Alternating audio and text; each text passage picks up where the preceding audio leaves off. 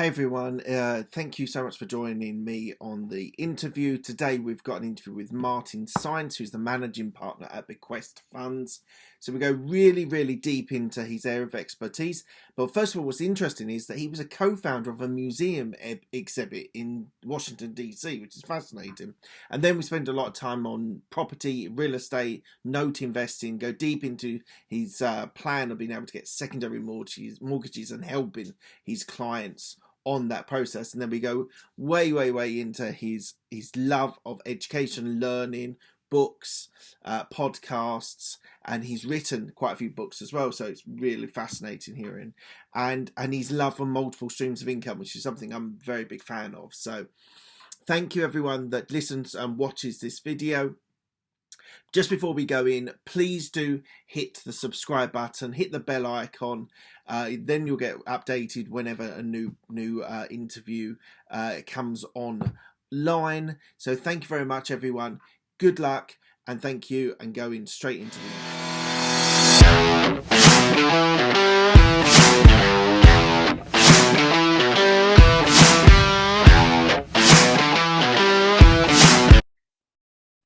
This is the Absolute Business Mindset podcast, created and hosted by Mark Hayward.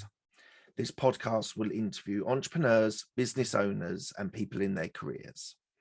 We will delve into their journey to success, key life milestones, and go deep into their area of expertise. Get ready to learn from others' successes and failures. Today we have Martin Saenz, who's the managing partner of Bequest Funds. Hello, Martin. How are you today? Good, Mark. Thanks for having me on.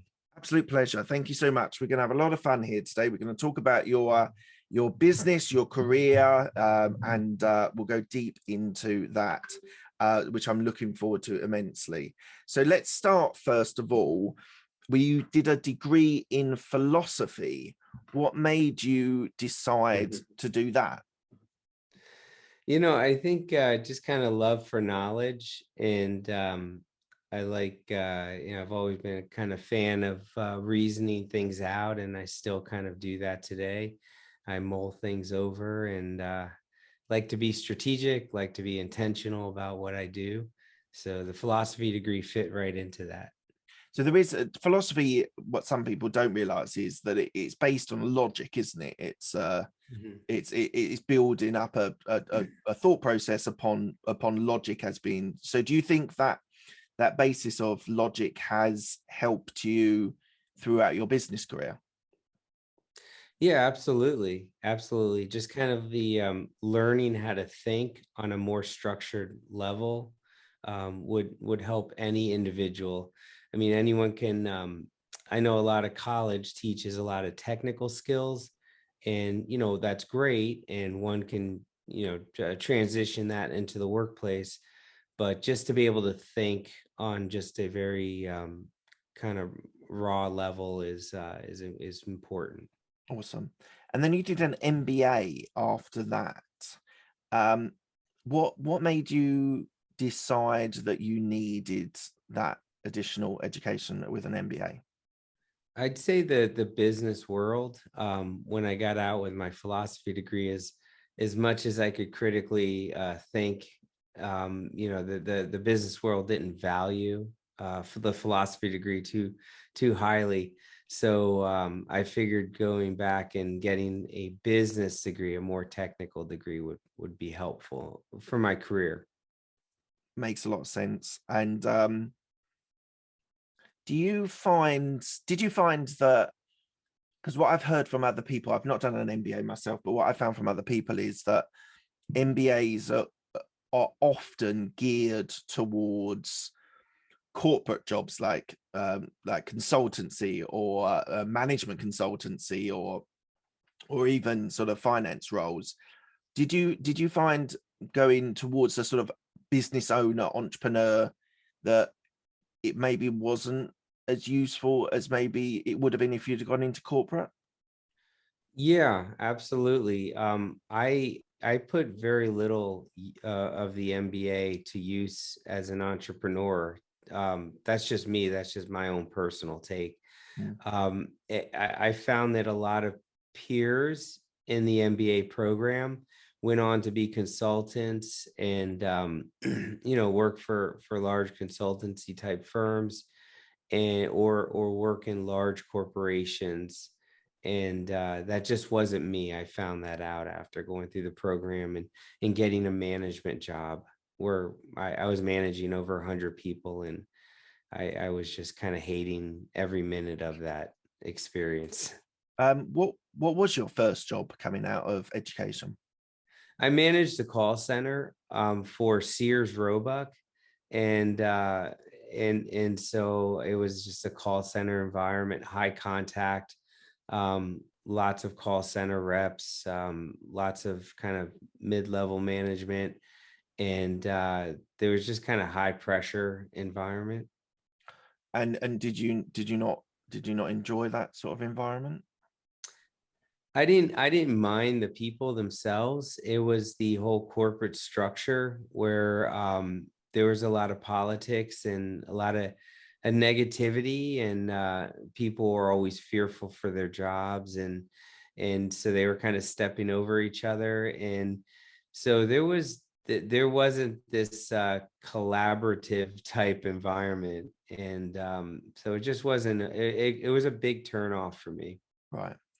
And then you co-founded a museum exhibit in early 2010s. Why did you create that? Yeah, so after my wife and I decided, corporate America wasn't going to be a fit for myself, and we decided to go out and do our own thing. And so at the time we were living in the Washington D.C. area, so we decided to open up a federal contracting company that sold museum exhibits to the federal government. So we launched that company, and it took a few years to get off the ground.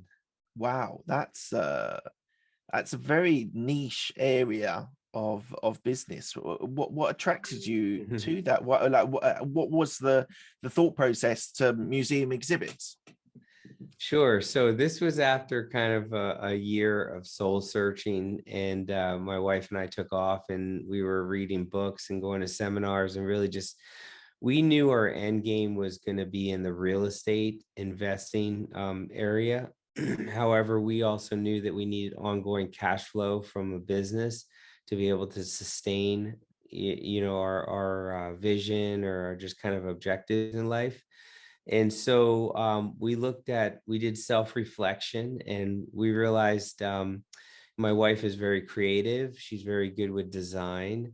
And for myself, I wanted to work with a product that was tangible, but also have there be a service behind it. Right. So after kind of going through a number of different options, we landed on museum exhibits. Absolutely fascinating. A really, really niche area of business. That you're the first person that I've interviewed over, I know, 120, 130 interviews I've done so far. It's the first person that's ever done anything like that, and used that as a stepping stone. It might not have been at the time a stepping stone, but it was basically a way of running a business. I think it's absolutely fascinating. Um, and then you sold that in 2013. So Mhm. how were you successful in your sale of the business? Obviously, it can be it's a bit of a minefield, isn't it, selling a business? Yeah, I mean, it took us 3 years to really just start making money in the business. So there was a whole long journey through the forest to kind of find who we were and put our processes together and build a clientele list. But over time, we obtained contracts with the Pentagon and many other kind of prestigious federal installations. So we started landing lucrative long-term contracts. So by the time we sold the company in 2013, my wife and I built a portfolio of real estate property we were managing, and the business was at a peak in terms of top line revenue. So it was it made it more appealing when we listed it with a business broker to sell. And but it did take about a year for the whole sale to take place. And we will move on to your current business. I'm just absolutely fascinated by this. What sort of exhibits? What type of things did you sell to government contractors?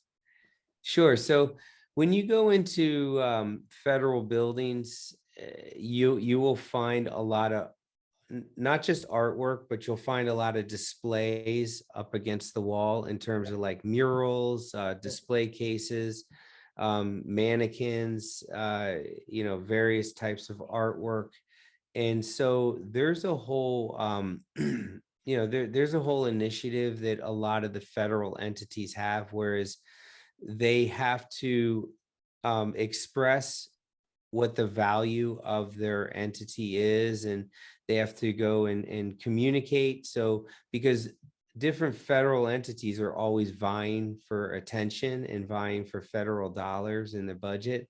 So one of the ways they're able to kind of express, what their initiatives are and their mission is to do it through exhibit displays. Oh, that's fascinating. Thank you very much for your answers. Okay, let's move on to your current business, Bequest Funds. So why don't you tell me a little bit about what you do, who you serve, and how you help? Sure. So in 2013, I was looking for kind of the next venture to do after we sold our company.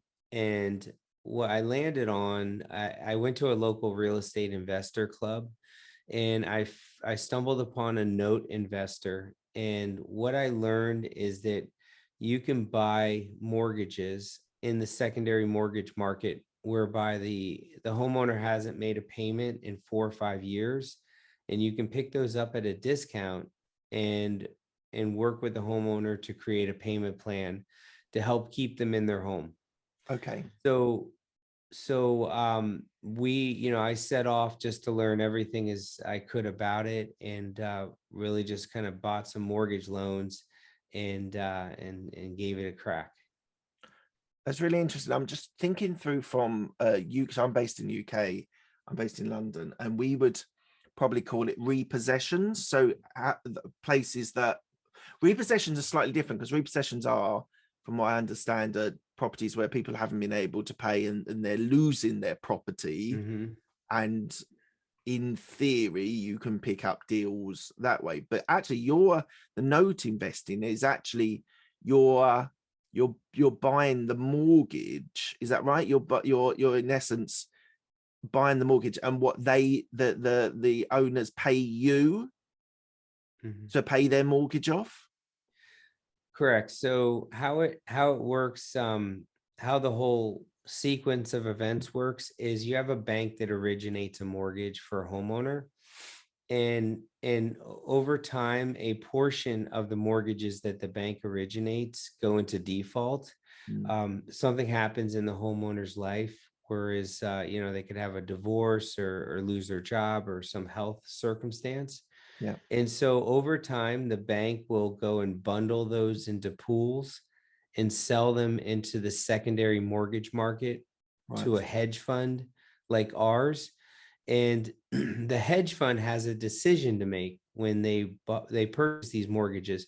They can purchase the mortgage and get set up legal to start the foreclosure process, which is probably similar to the possession process in the UK, Right. whereby the bank goes, exercises the lien on the property, and goes through the court system to take back the property, so that the bank can now have a real estate owned asset called an REO, and they own the property.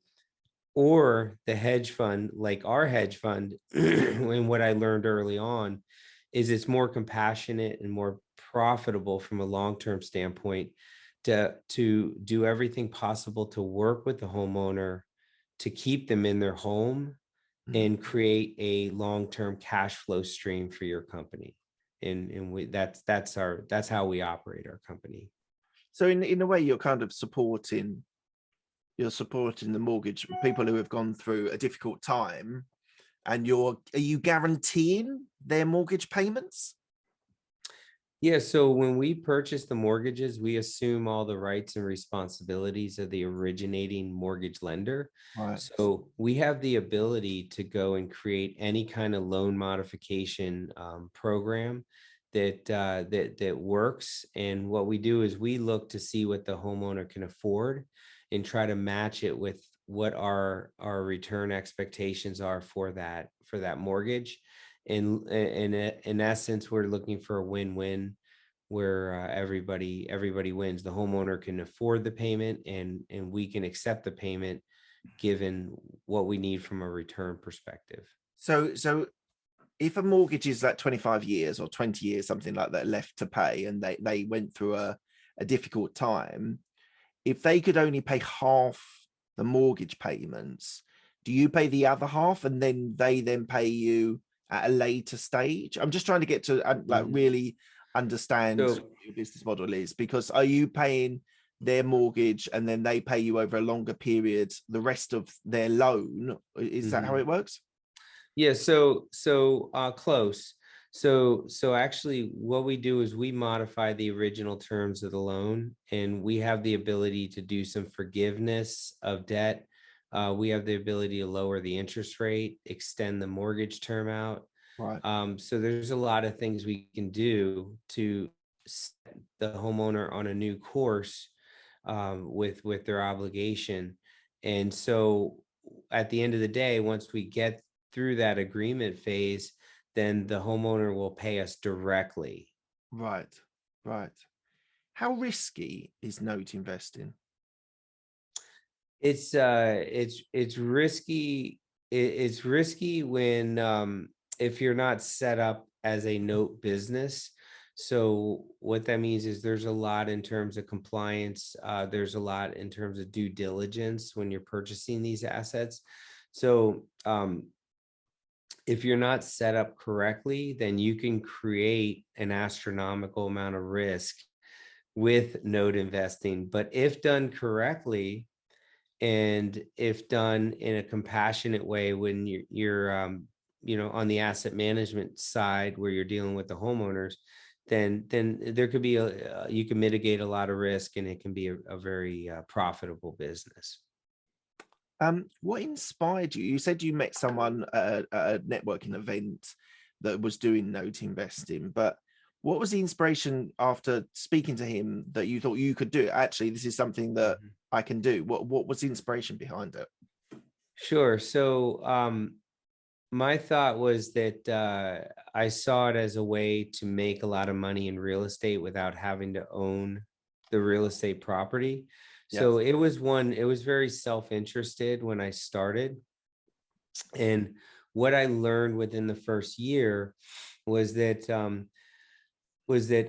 it was an area I tend to have a big heart in terms of just kind of that's just my personality. So what I learned is I could be a great service to people and help them stay in their homes and create this long-term stream of income. And so that kind of fueled my passion, and that and it being lucrative and building cash flow, and kind of rewind to one of one of the first things I said is that my wife and I, our vision for ourselves and goals in life was to be real estate investors, was to be on the investor side of the fence Yeah. and build multiple streams of income for ourselves on a passive level. And so fast forward to today, that's what we've achieved. And we still have so much more to go, but we've achieved at least like that baseline level. Do you have your own portfolio of properties that you own? Yeah, so we don't actually own the we have my wife and I have a portfolio of properties we own, but on the mortgage note side, you actually own the mortgages, Right. not the property. But And but yes, separately, do you have your own portfolio as well? yes. And is that local to where you are, where you're based? It's so we relocated our company down to Sarasota, Florida, about a year and a half ago, and all of our properties in the DC area. Okay. Okay. But our mortgages, the mortgages we buy are spread out throughout the United States, Right. and we own several thousand mortgages. Wow, several thousand. And that's been built over what, an 8-year term? A 9 year, yes. Okay. Same thing, yeah. Yeah. Do you think you've fulfilled your potential? No, not so much. One of the goals I have in my life is to serve 1 million people.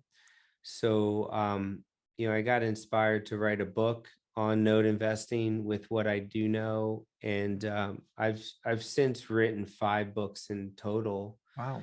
And so, I'm a lover of education. I'm constantly educating myself, constantly learning. So, what I'm inspired by is kind of giving back the little that I do know so that I could be a help to someone else, because there's so many people, not just in the US, I'm sure everywhere, that are in upper middle class levels, and they're getting crushed, and they're getting crushed financially. They're getting crushed with inflation. They're getting crushed by not having enough in retirement. And just basically, they're not having enough money coming in on a monthly basis to offset all the expenses they have in their life. And so they're living well below their potential and their means. And so, I hope to serve as just kind of maybe giving some a way for others to kind of think about their financial situation differently. So what's your latest book that you've written and released? Cash Flow Dojo: Build Your Home on Multiple Streams of Income.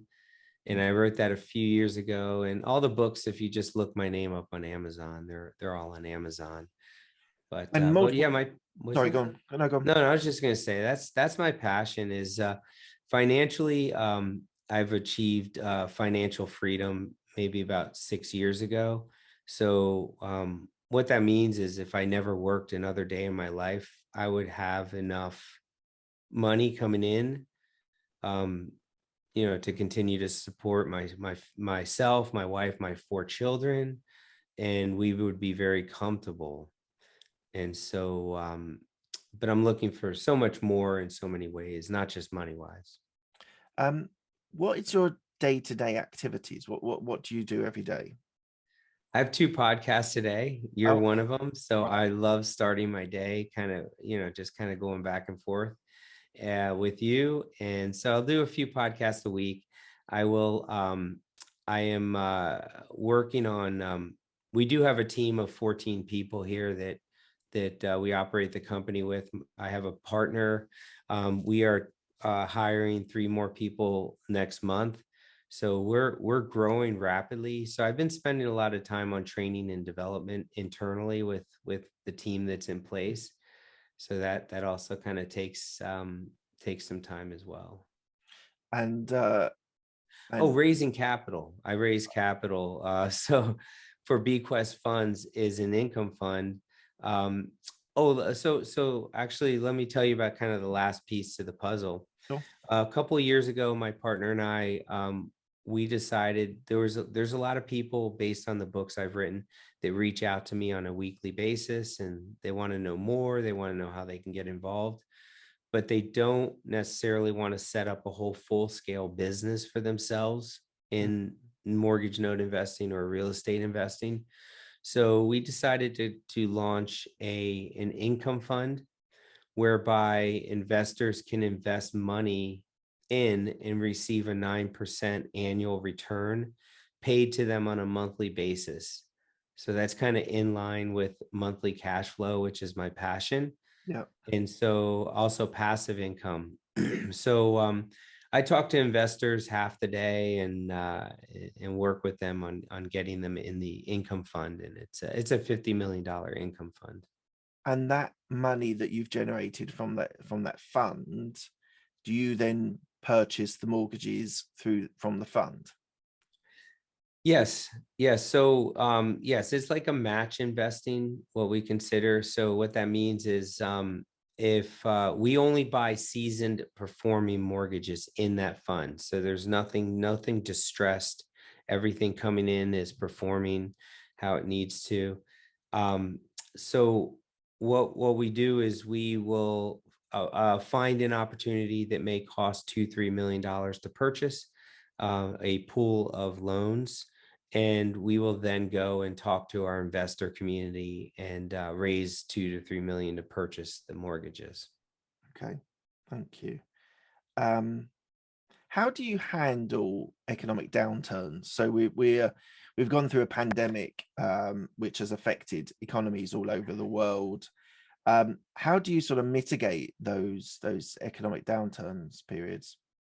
Yeah, so during economic downturns, there's actually the our industry actually thrives during economic downturns in that there's more inventory, there's more mortgages to buy, Yeah. and pricing decreases.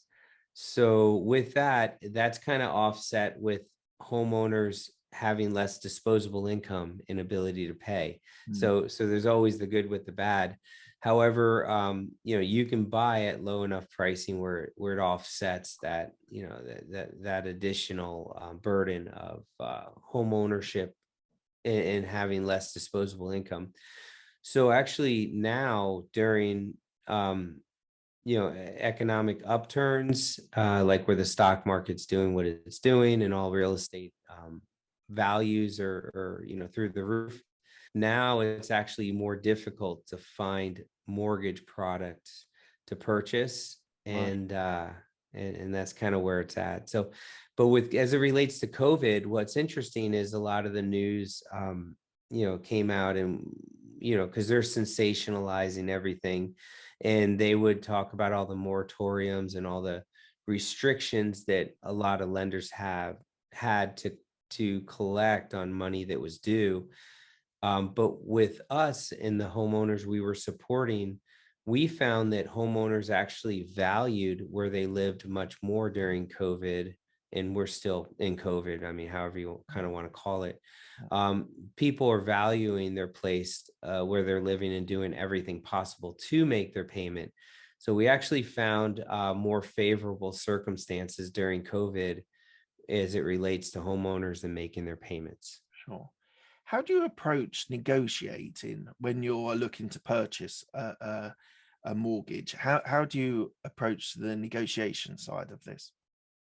Yeah, so since we've been buying for years, at the tune of millions of dollars, we've built a reputation in the industry where we can be trusted. We can be trusted to know what we're doing. We can be trusted to close on time. All those good things. We can be trusted to honor our word in general. So, um, over time, that's made it easier on the trades, kind of going into it with that reputation, and also too that it's a very niche space, so there's not a lot of competitors. Okay. So just kind of put all those together, and it helps us kind of set the stage. And there's pricing expectations in the market, and if you know them, if you know what they are, those ranges, Yeah. then you can price within those pricing expectations and be a trusted buyer, and kind of the world will open to you in that regard. Fantastic. Um, and you mentioned what earlier on about multiple streams of income, which is something that I am passionate about, being able to build things that I make you money while you sleep. And books are obviously an example of that. But Hmm. what other, how have you structured your strategy of multiple streams of income beyond the note investing and your books? Yeah, so when I wrote the books, I had a lot of people that reached out to me. Well, when I wrote the books, I had a portfolio of rental properties. They were paying my family monthly, a portfolio of mortgage loans that were paying me monthly. The homeowners were paying me monthly.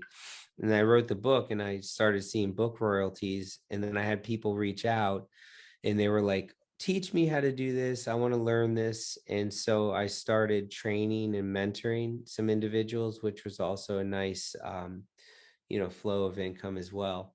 Um, but I don't teach or coach right now. But one of the things that I did was that I recorded the training courses and material, and I would sell online courses. So and that was really cool because someone can pay and they can be trained on a pre-recorded, training course that I'm not having to be a part of, Yeah. and yet I'd still see a revenue stream from that. And what is interesting you say about that sort of pre-recorded stuff that you can then sell on. What's if you were comparing the outcome of coaching someone to do it versus sending someone a desktop training or online training, are more people looking for the one-to-one stuff with you with this investment strategy, or are they sort of happy to have a sort of hour or a couple of hours worth of content online? Yeah, so I decided a hybrid approach would be best. So what I did is I did the online training, which was pre-recorded, and I would do a few coaching calls Right. after they viewed the training course. But what, unfortunately, and I really mean this, unfortunately, only a handful of people finished the training and took me up on the coaching calls, and they just never made it through. And yeah, that's unfortunate. I think a lot of people start things and don't finish them. Yeah, I think there's some statistic I saw a little while ago that about 25% of people who buy online courses actually ever complete them, which is such a shame because people are investing their money into this and they're not completing them and actioning, because obviously we can all learn, but it's the deem of being able to action it, which is the most important factor in training. Oh, 100%. What book or podcast or course are you listening to at the moment? What are you, because you said you're into Yeah. self-development and personal development, and Yeah. what are you listening to at the moment? I like this guy, Joe Brown with Heresy Financial. Okay. I like Reventure Consulting. So Reventure Consulting is more real estate focused, where he looks at different markets within the US market for real estate. Heresy is more economics. So he talks a lot about inflation, the Federal Reserve, and kind of where we're headed that way. There's also a guy I'll listen to sometimes, Economic Ninja, and he just talks about supply chain and just kind of cryptocurrency and some other kind of topics. But everything's financially related. Right. I need to. My wife does all the parenting podcasts and everything, so I need to. I try my hardest to kind of get into parenting education because I have 4 children. Right. So, but I just love the finance talk. Fair enough. If your friends could describe you, and these are friends rather than business partners or people you JV with, if they could describe you in a few words, what do you think they would describe you as?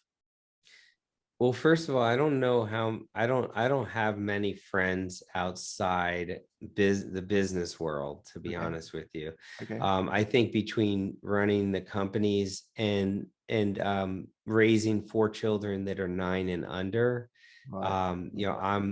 that's it. That's kind of my whole world. But I would say a description would be diligent and committed. Right. Interesting. Interesting. Diligent and committed. Okay. Um, who was the person that inspired you in your sort of teenage years, whether it was sport or whether it's business, or who were the people that were inspiring you through your teenage years? Yeah, I was a C student growing up till I got out of high school, and so I was just really mediocre in terms of who I was. I was skateboarding, most of the time, and so I don't think I had many inspirations, I would say. Okay. My first one would be Ty Hicks when in my 20s, and Ty Hicks wrote about 20 books on entrepreneurship and giving you various strategies to develop mailbox money. And so I was kind of hooked with his books. Fantastic. If you could change something in your business, just one thing that's sort of nagging that you'd like to change, but you maybe not had the time, not had the people to be able to do that. If you were to change something, what would you change? I would change the culture. So we have a very good, positive, upbeat culture with our company. But the one thing I would change is just kind of to make us more of a high performing team. Okay. And we're working on that. And again, we have a good company. Our asset managers that work with our homeowners are compassionate. We're doing very well financially. But I just think like more of a high performance team, I would say. Fantastic. And what's the plan for the next 2 to 5 years then?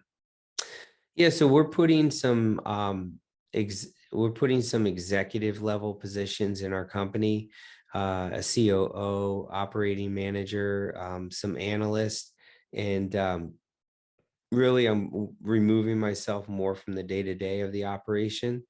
And so that's one of the objectives. What can I say? Buying a boat. And so I'm kind Nice. of looking at that right now because where our office is, like right outside the window is Sarasota Bay, Oh, so beautiful. which is the Gulf of Mexico.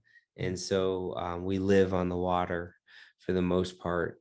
And so boating's pretty big. So I'd say that. Also too, there's a club called Tiger 21 Club. So it's for very high net worth individuals. They come together and invest. And so I want to be a part of the Tiger 21 Club. That's another objective. Awesome. It sounds to me what you've talked about today is that you're kind of transitioning your business from you being a focal point of the business and actually setting up systems and procedures and getting the right people in place in the business. Would you agree? Are you on that sort of transition to scale? Well, what's interesting is that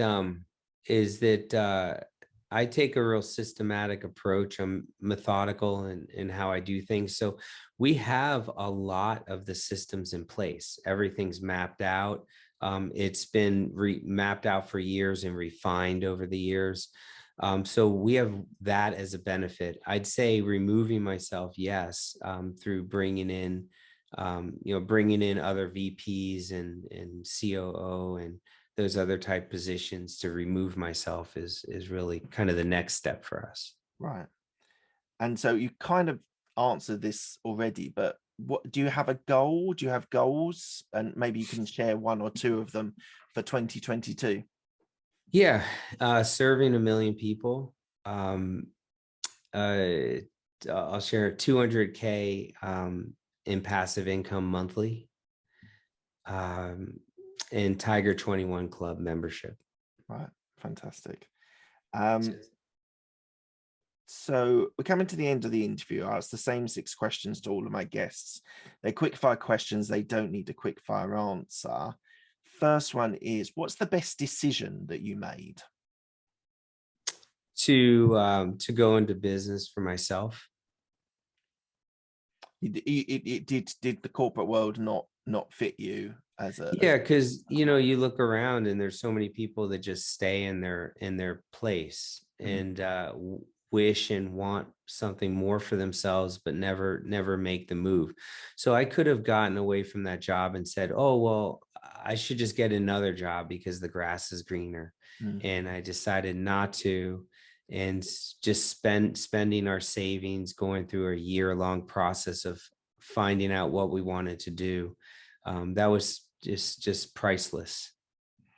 What's the best piece of advice you've been given?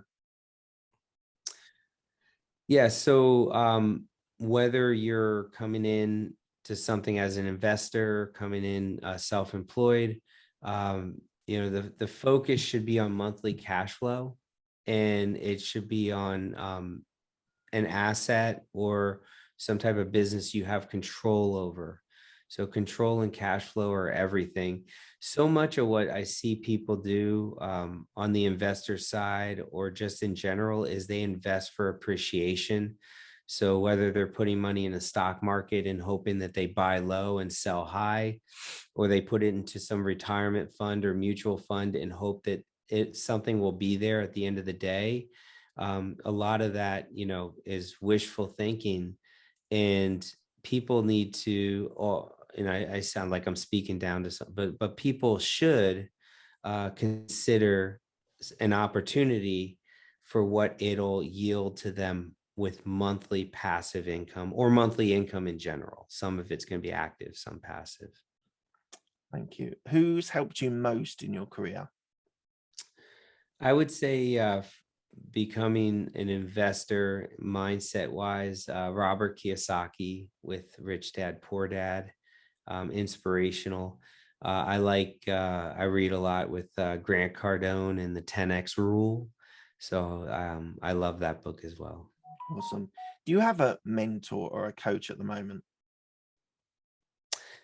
So yeah, I mean, we do as a company, we do sales training. I have a weekly coach that so our whole company gets coached, as well as I have a coach that I work with weekly, and but also too just the podcasts I listen to, like Reventure Consulting and Joe Brown Heresy, financial.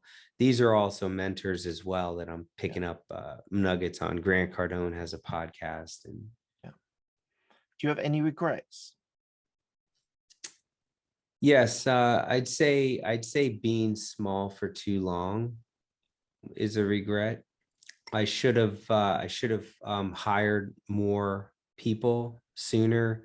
Should have grown faster. I should have taken on investor dollars earlier. I just self-funded myself for a while, and I could have grown a lot quicker going that route. So did you take investment at one point? So it sounds like you bootstrapped at the Mhm. start. Did you at one point then give up equity for investment?